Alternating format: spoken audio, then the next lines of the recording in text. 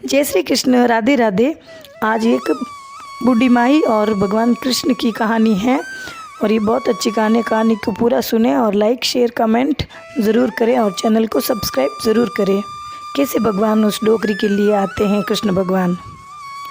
एक समय की बात है, वृंदावन में एक डोकरी रहती थी। वो भीख मांगकर खाने को मिलता वह उसमें भगवान की मर्जी समझकर खुशी खुशी खा लेती, अपना जीवन बिता रही थी। एक बार उसे कुछ पैसों की आवश्यकता पड़ी तो किसी सेठानी के पैसे लेने गई तो सेठानी ने उसे पैसे देते हुए कहा कि उसे ये पैसे जल्दी वापस करने होंगे। उसकी बात मानकर पैसे लेकर घर आ गई अपनी झोंपड़ी में। अब वह बुढ़िया उस पैसों से गरीब बच्चों को भोजन करा दिया और वापस भीख मांगने बैठ गई। हर रोज़ जो भी मिलता महीने में नियम से किस्त हिसाब करके सेठानी को दे आती थी।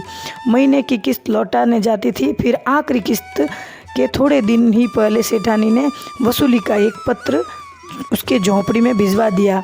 ये देखकर बूढ़ी माई बहुत परेशान हुई और सरकार से विनय करने लगी, पर सेठानी नहीं मानी। मामला अदालत तक पहुंच गया। अब सब अदालत में बैठे हुए थे कि डोकरी से जज साहब से अनुरोध करते हुए कहा कि जज साहब, एक किस्त के अलावा उसने सेठानी का सारा खर्च अदा कर दिया और सेठानी झूठ बोल रही है। मैंने तो हर महीने नियम से हिसाब करके किस्त चुका दी। ये सुनकर सेठानी क्रोधित होकर बोली, उसने कोई गलत व्यवहार नहीं किया है। जिस किसी के भी सामने डोकरी ने धन लौटाया हो तो उसे अदालत में पेश किया जाना चाहिए। इतना सुनकर डोकरी सोच में पड़ गई, क्योंकि जब किस्त लौटाने गई तब वहाँ कोई गवाह पास नहीं होता था। इस बारे में बहुत सोचते हुए बूढ़ी माँ ने अंत में अपने भगवान की याद आई और गवाह के रूप में उसने भगवान श्री कृष्ण का नाम लिया। भगवान कृष्ण का नाम सुनकर पहले तो सब लोग हैरान हुए, लेकिन बाद में उनका पता मांगा गया तो बूढ़ी माँ के कहने पर एक नोटिस बांके बिहारी के मंदिर में भेजा गया, क्योंकि जब अदालत में गवाही देनी होती है तब नोटिस मिलने पर गवाह को अदालत में उपस्थित तो होना ही पड़ता है। अब केस की अगली तारीख पर एक बूढ़ा आदमी कोर्ट में पेश हुआ और डोकरी की तरफ से गवाही देते हुए कहने लगा कि जब डोकरी सेठानी के पैसे लौटाती थी तब मैं उसके साथ ही हुआ करता था। बूढ़े आदमी ने रकम वापस करने की हर तारीख को कोर्ट में मुँह जुबानी बता दिया, जैसे उसे सब कुछ एक एक तारीख के हिसाब याद हो। सेठानी के खाते में भी बूढ़े आदमी की बताई गई रकम की जो तारीख थी वह सब सही निकली थी, लेकिन नाम फर्जी लिखे हुए थे।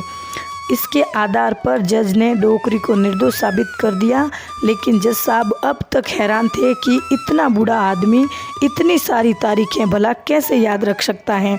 जज साहब ने उसके बारे में जब सेठानी से पूछा कि बूढ़ा आदमी कौन है, तो सेठानी ने उत्तर दिया कि मैं नहीं जानती साहब। इसके बाद जज साहब ने फिर डोकरी से पूछा तो डोकरी ने बताया कि ये सब जगह रहते हैं और लोग इन्हें श्याम, कान्हा, कृष्ण, बिहारी के नाम से जानते हैं। इसके बाद जज साहब ने फिर से सेठानी से पूछा कि बताओ वो बूढ़ा आदमी कौन था। फिर सेठानी ने कहा कि सच में उसे नहीं पता कौन थे। मन ही मन जज साहब मन में सवाल पर सवाल आ रहे थे कि आखिरकार वो आदमी कौन था। इसी पहेली को सुलझाने के लिए जज साहब सभी अगले दिन बांके बिहारी के मंदिर में पहुंच गए, क्योंकि डोकरी ने जज साहब की गवाहीदार का वह पता दिया था तो उसमें यही पता उपस्थित था बांके बिहारी का। जब सब जानते चाहते थे कि आखिर बीते दिन जो आदमी अदालत में आ गया था वो कौन था, मंदिर के पुजारी से जज साहब ने बात पूछा और सारी घटनाक्रम की जानकारी दी और बात की तो पुजारी जी ने बताया कि जो भी चिट्ठी पत्री आती है उसे भगवान के चरणों में रख दिया जाता है। जज साहब ने उसे बूढ़े आदमी के बारे में भी पूछा, लेकिन पुजारी जी ने कहा ऐसा तो कोई भी आदमी नहीं रहता।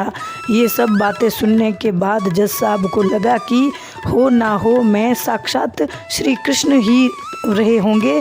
इस घटना का जज पर इतना असर पड़ा कि अपने आप को धन्यवान मानते हुए उन्होंने अपने पद से इस्तीफा दे दिया और घर परिवार भी छोड़ दिया। सभी एक संत बन भगवान श्री कृष्ण की भक्ति में रम गए। जैसे उस डोकरी के लिए भगवान कृष्ण आए वैसे ही सबके लिए आए। कोई किसी का पैसा ना खाए, चाहे वो भीख मांग के कमाए चाहे मेहनत करके कमाए। हो सच्ची भगवान हिसाब करते हैं। कहानी अच्छी हो तो कृपया चैनल को सब्सक्राइब करें, शेयर करें, कमेंट में राधे राधे ज़रूर लिखें।